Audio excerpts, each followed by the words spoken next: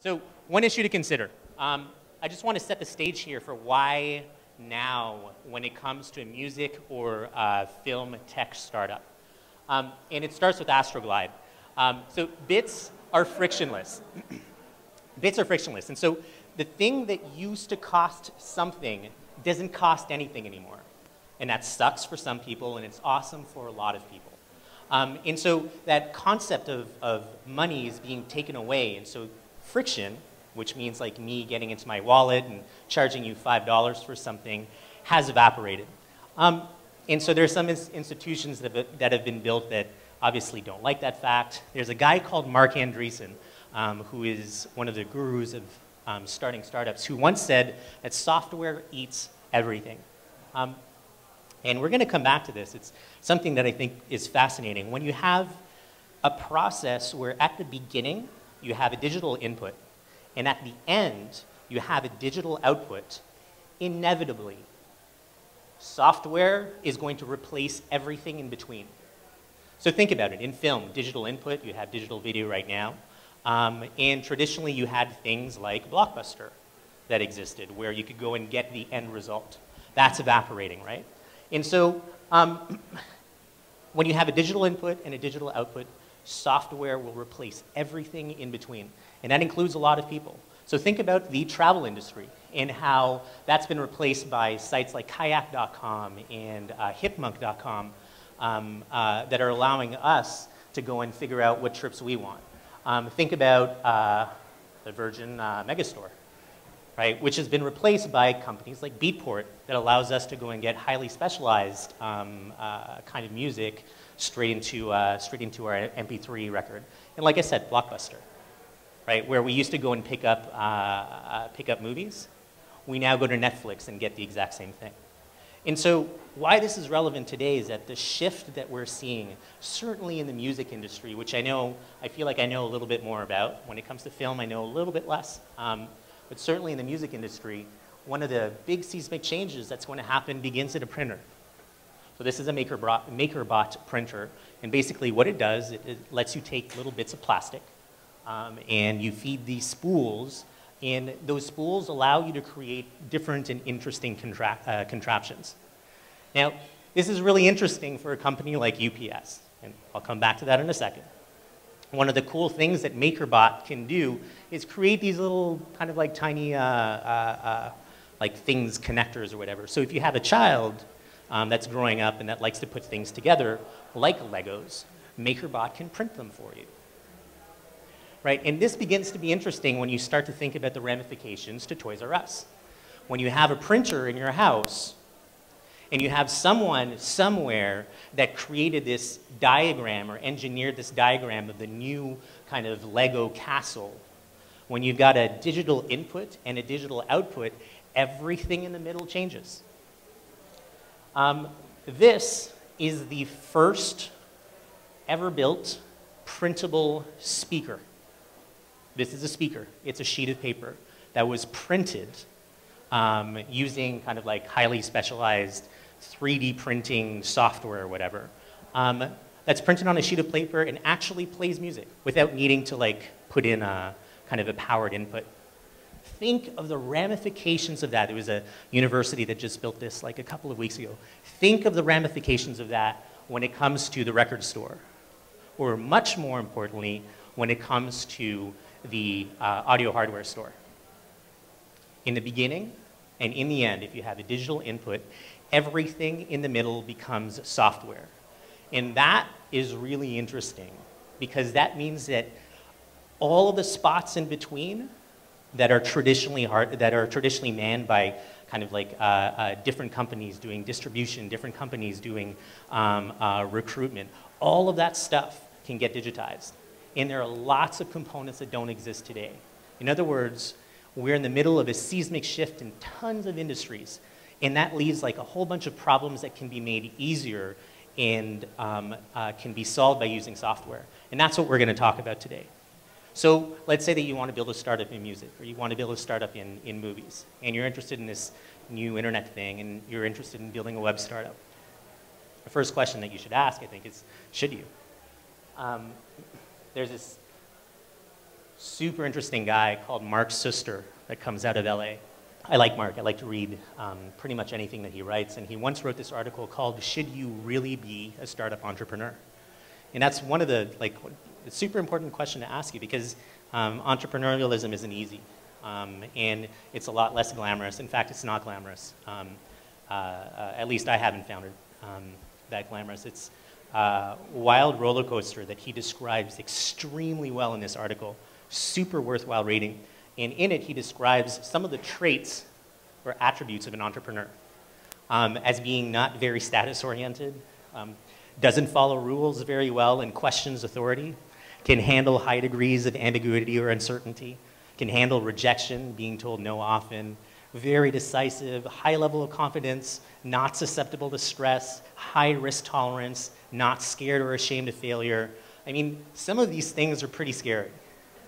And unfortunately, I kind of feel like when I look at that, I'm kind of like, yeah, that makes sense.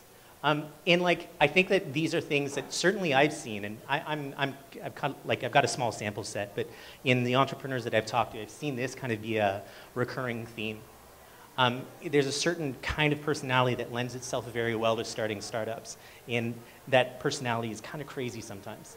But certainly, I think like one of the things that's the scariest is the fact that I keep on hearing that 9 out of 10 startups fail. So not only do you have like, you know, like you're saying that you want to do it, but you're working against odds, like big time. If this was Vegas, Vegas would be bankrupt. But that's like not totally true. According to the NVCA, really that stat kind of breaks down to 3 startups that fail, 3 startups that are worse than average and don't recoup any of the money that they get from fundraising, 3 startups that just break even, and 1 highly successful startup on average. So really 10% of startups that exist throughout North America are wildly successful, which makes those odds really, really, really small that that startup is going to be yours. So it's a tough thing to do. In fact, no sane individual would probably want to do this. But I know that this kind of fit the bill. I didn't really have a choice, right? Like, it didn't work any other way. Like, I feel like I always had visions, and I always wanted to bring those visions to fruition. And if I was part of leading that ship forward, it made sense, but anything else kind of felt a little bit uncomfortable. And I think that that's really one of the biggest traits that I found. You don't really have a choice. And so you've decided that you want to do something. Well, the first step is finding your idea. And that's an interesting one. I think, in my opinion, I think that ideas are crap. I could probably sit down with every one of you and you could tell me one vertical, I don't know, healthcare for children, and I could probably come up with 3 or 4 ideas. And if you're not that kind of person, then you probably have a friend that is. You probably know someone that can just kind of like throw things at you and just come up with things out of nowhere. Ideas are super easy, and you've heard this before. It's all about the execution, and that's so true. Ideas are really bullshit. And they are for a couple of reasons. But first, let's talk specifically about finding, kind of like honing in on the idea that you want. And this is something that I did with my the startup that I'm just working on right now. And it's building an ecosystem diagram. I think most people here are in movies and music. And so what I would highly suggest is going back to the beginning, end, and everything in between. Right? So music begins at a band playing in a recording studio, or a DJ or a producer producing something on his computer, and it ends when it hits your earbuds. And there are tons of things that happen in the middle of that process. And those things are easily identifiable, right? There's like the distribution vertical, and there's the, advertising vertical. Maybe you want to get your stuff out there to agents. There's a recording vertical, so maybe you want to do something that helps people record stuff. There are a whole bunch of different islands that you can choose from. And I think that for ideas, it helps me always to create kind of a map of the segment that I'm trying to approach. And by creating that map, 2 things happen. First of all, it helps me understand the pie that I'm trying to compete in. And second of all, it helps me kind of carve a piece of that pie. It helps me figure out, oh, I actually want to go in the distribution space on the social sphere. That's actually really what I want to do. And here's my pie now. Like, this is the piece, and these are my competitors. If you're looking for ideas and you don't happen to have access to someone that can give you ideas that you really, really feel passionate about, then this is the exercise that I would take home. I would go and build a taxonomy of the ecosystem that you want to play in, whether that's health, movies, music, or whatever. And chances are that your taxonomy is going to look very similar, right? Because the music industry is a music industry. It doesn't matter. Don't go trying to find the taxonomy that exists on the internet. Do it for yourself. Try and get a feel of what that ecosystem is for yourself. And finally, once you find a great idea, don't put a ring on it. Don't do it, because your ideas will probably change. Most startups don't even know what kind of problem they're solving. FreshBooks started as invoicing for a web design firm. Flickr was going to be an MMO. In fact, they've gone back to building an MMO. It's called Glitch. In fact, a big team is up in Vancouver right now. A big part of the team is in Vancouver right now. But they actually started as, if I understand correctly, the Flickr component was a means for people to be able to distribute their avatars and like show off pictures, and people started commenting on it, and they realized, well, shit, we've got a cool product here. Why don't we just build that? And so they did, right? Like, they were going to be a gaming company, and they built one of the biggest photo platforms in the world. So don't put a ring on your idea, because it'll change. The last company that 2 companies ago that I was involved with was called Coradiant, and we were initially called Net Workshop, where we were building servers, or like letting people go on our servers, and they could have a presence online, and we would manage all of the technical stuff for them. So we were basically a bunch of nerds that was, taking care of the pipes and tubes for other people. The bubble burst, and that sucked, because everybody wanted their servers back or was going bankrupt. And as they were taking their servers back from us, they said, thanks for all the fish, but there's that small thing that you gave us, which was this really, this cool graph that told us whether or not our website was fast or slow. Can we get that? And so we said, we'll get back to you. And we put aside our video games for a few months, and we went and built an appliance that ended up giving graphs on whether websites are slow. But instead of charging $9.95 a month as an added service, we charged $125,000 a pop for each of these boxes. And sure enough, that became the backbone of what Coradiant was until it got bought out by BMC about 1.5 years ago. The moral of that story just comes down to the fact that ideas change. We didn't know that we were going to become the de facto analytics platform of choice for large websites. Like, if I wouldn't have even been able to have said those words 10 years ago. I would have like, blink, blink, what the hell does that mean, right? We set out to help people manage their servers. It's what we knew. Our ideas changed, and so we had to change with the market. So the idea that you come up with tomorrow that you have today is probably going to change. Don't get comfortable with it. Finding the right people, of course, like, you've got your ideas, so you want to go and find people that you'll jive with. And this thing looks exactly like dating. If you're great at dating, then you don't need to listen to this, because you know what you need to do. For those of you that want to figure out how to apply that, I guess, to business, these 2 links here, the Solve for Interesting link, which kind of identifies the 3 different kinds of CEOs, is super important. If you want to lead a ship, this is a way to self-identify and figure out what your weaknesses are. And Steve Blank wrote a post on how to build a startup team, which I would go and read. But basically, you're talking about 4 people when you start a company: a hacker, a hustler, a designer, and a visionary. The visionary is going to lead the company. The hustler is going to sell it. The hacker is going to build it. The designer is going to make it look awesome and make it feel sensational, make people feel delighted in the end. That's how I would build a team right now. I have 3 of those 4 in my current company, and we're hoping that we can, I've got an amalgamation of a hacker and a designer, and in the end, we're going to have to strip those 2 away and get someone who's a core hacker, and that'll make kind of like the core of what good comp is. And some people say that diversity is bad for startups. There's an interesting article written by Penelope Trunk that believes that you should have, like, if you've got a team that's mostly males, stick to all males. If you've got a team that's mostly black, stick to all black. Team that's mostly women, stick to mostly women. If you guys know this show, then you know exactly how I feel about that. It's Penn and Teller's bullshit. When you're selling your idea to someone, you're selling yourself. It's just, I guess, kind of like dating, right? Like when you're talking to someone about who you are, you're essentially selling yourself, and that's exactly what it is to sell your idea. So if in dating there are plenty of fish in the sea, where the fuck are the fish? And so 10 things that you should attend. Number one, Founder Dating is an event that happens here in Seattle, which is a community of founders. If you're a technical person looking for people to lead, you'll find them here. If you're a leader looking for technical people, you'll find them there as well. Startup Weekend is a place where you can find a whole bunch of people that are on both sides of the spectrum and will allow you, and over a weekend, literally over a weekend, will help build your vision with you if they find that the idea is sexy or compelling enough. Startup Drinks happens, I think there's a Seattle Tech calendar or something, and you can find when the startup drinks happen. And I think they happen 2 times a month, surely 1 time a month, where you can find people on both sides of the fence.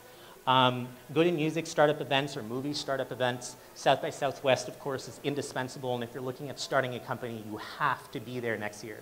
You cannot not go to South by Southwest.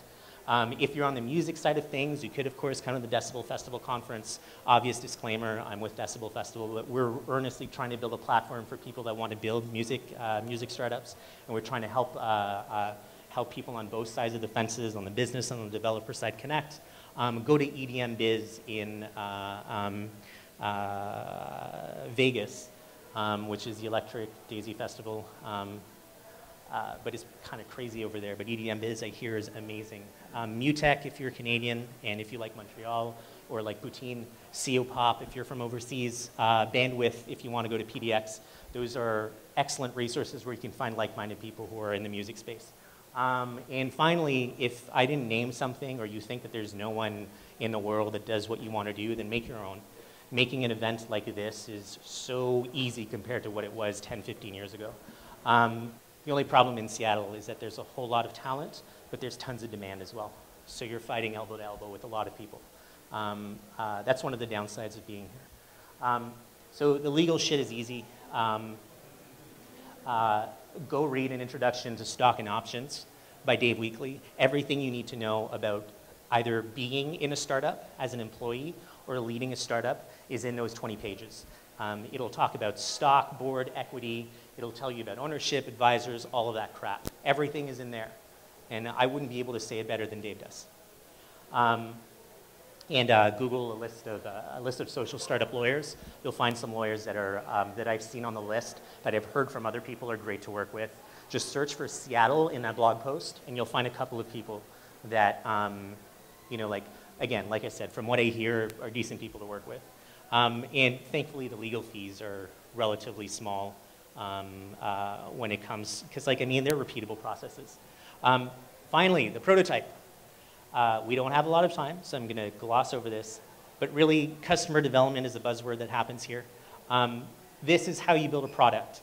When you've got something that you think is interesting, this is my key and our key to success at Cradient and our key to relative success and then abysmal failure at Akoa. Every time that I haven't done this, I can honestly say that I failed miserably. This is it, right here. Of course, it's hard to see. This is how you build a fucking startup. You start with a whiteboard, and you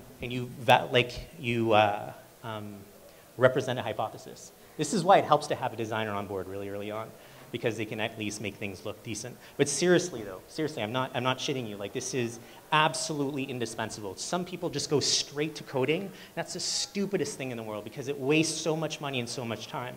Because there are tons of things that change and you haven't even talked to customers yet.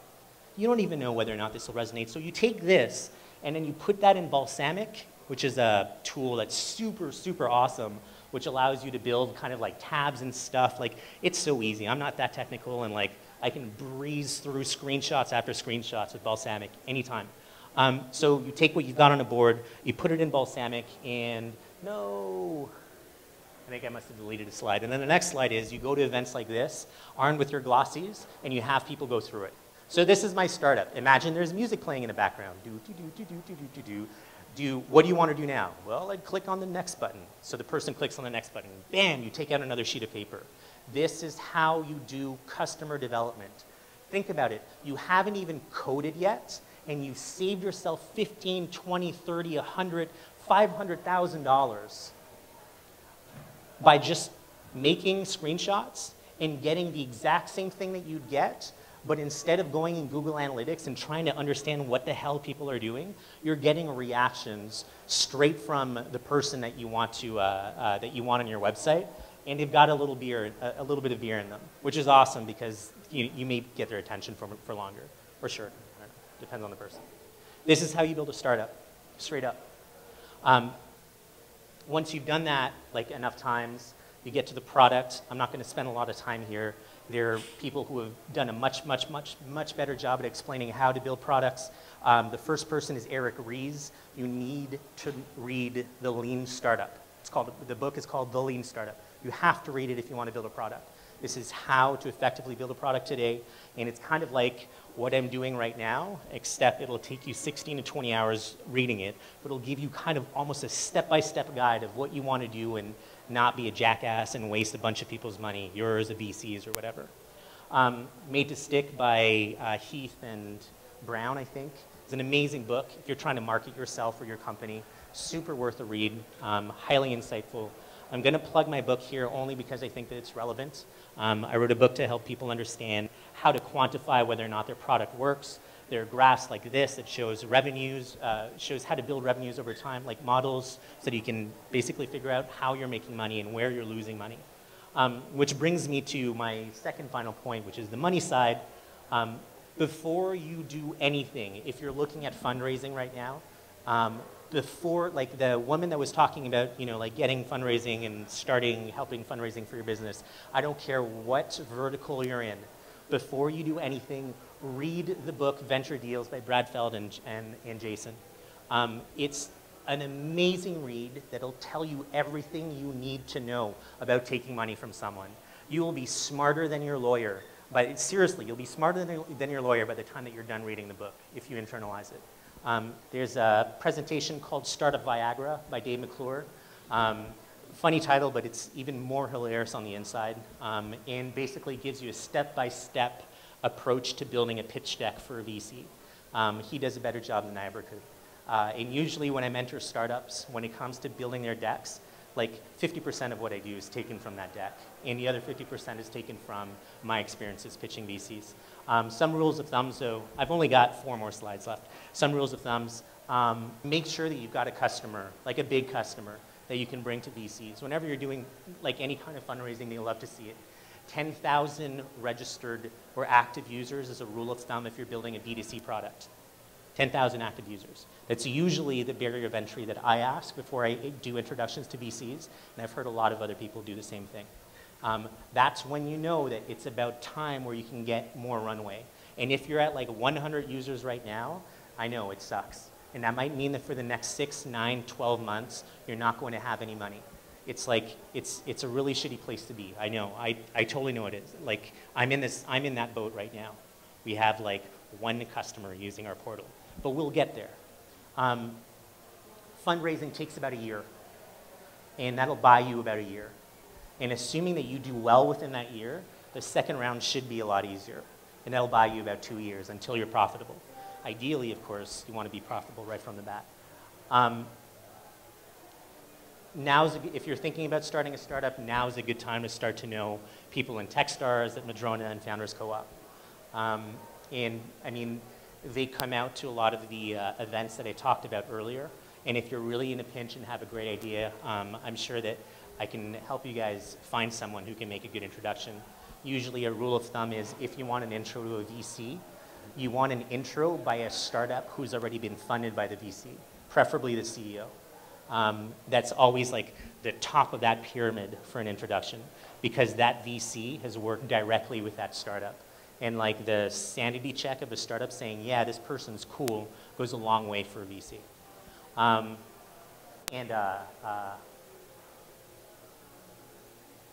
I really think that it's worthwhile being in the Valley if you want funding. And I guess LA if you want funding in the movie space. But even then, like, I mean, there's so much stuff that's happening in movies that's being funded by San Francisco VCs these days. I just say, like, I would just spend as much time as you can. I spent about 1.5 years in the Valley during my time at Coradiant, and that opened so many doors. Like, just going for a weekend is, I mean, that's cool, but like, you really need to hang to start to get to know people, and that will open doors. That's why the process takes 1 year for funding. Get to know people in the Valley, get interest first, and then I say come back to Seattle. Come back to Seattle with interest, and you'll probably get someone from the Seattle area to commit. Seattle doesn't like to lead when it comes to rounds. There's just really a bad track record when it comes to that. Of course, bear in mind that, like my last trip in San Francisco, it can be really fucking expensive. And lastly, don't do it alone. And I found this picture on the internet. I thought it was fucking hilarious, so I just wanted to put it in my deck. Look at that, the advisors. Get an advisory board. And this is where my pledge comes in. Great mentors and advisors are key at the beginning of your startup. They will give you introduction to VCs. They will help you stay in check. To a certain extent, it's almost like having like parental supervision. And we all need it sometimes, especially when we're building our first business. And usually by the time you're in number 2, number 3, and beyond, you're doing the same thing for first-time startups. Great mentors and advisors are key. I usually like to have 2 successful entrepreneurs, one investor slash a person, like an investor or someone really, really good in finance. Someone who knows the space really well that you're in. So like the CEO, like if you're in movies, I don't know, the CEO of Universal. Or if you're in music, the CEO of Sub Pop, maybe. If you're doing something for labels or for, I don't know. Like find someone that's like a beast in your space. And then number 5, find someone that you trust a lot, that you trust can give you plain feedback that you can really count on. Someone that knows you, preferably. And here's my pledge to you, for those of you, this is my second last slide, for those of you who are interested in starting a startup, I pledge to all of you in this room 1 hour of my time, free, like obviously free of charge, if you put a beer in front of me maybe. I'll talk about whatever it is that you want. There's only one stipulation. You have to be incorporated. So I found that a lot of people like to talk about ideas, but like really one of the first steps is to get to the point where you're sitting in front of your incorporation papers, whether that's an S Corp or a C Corp, and you're like, fuck, I'm gonna build this. It's like right there staring in front of you. So as soon as you sign those documents and you're looking for someone to talk to or someone to pitch, or you're just looking for some general guidance or advice, I'll give you an hour of my time. All of my contact info is at the beginning of the deck. If you go to bit.ly/FMI happy hour, you'll be able to find this presentation online. Thank you very much for listening.